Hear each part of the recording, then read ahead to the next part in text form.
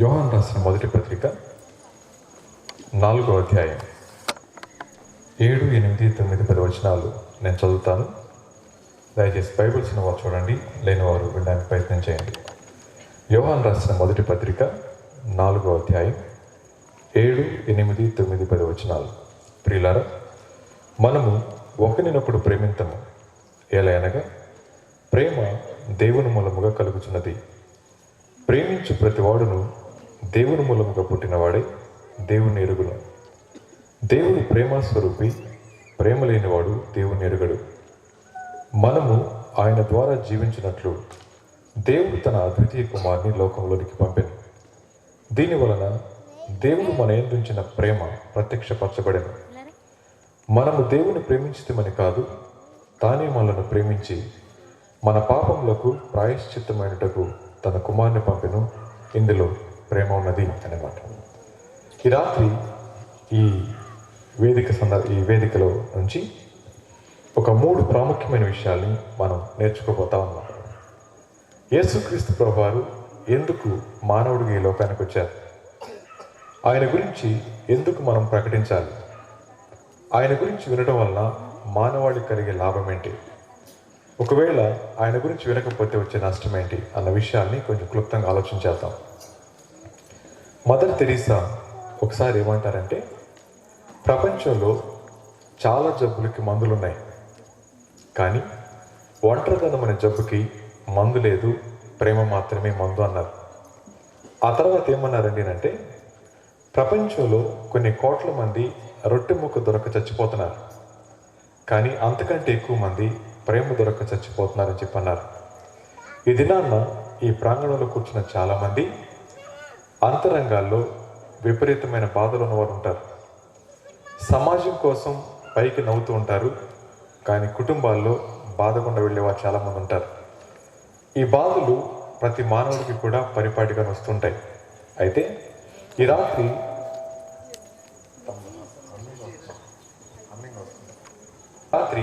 ఈ సభా వేదిక నుంచి మీరందరూ కూడా శ్రద్ధగా ఆలకించండి.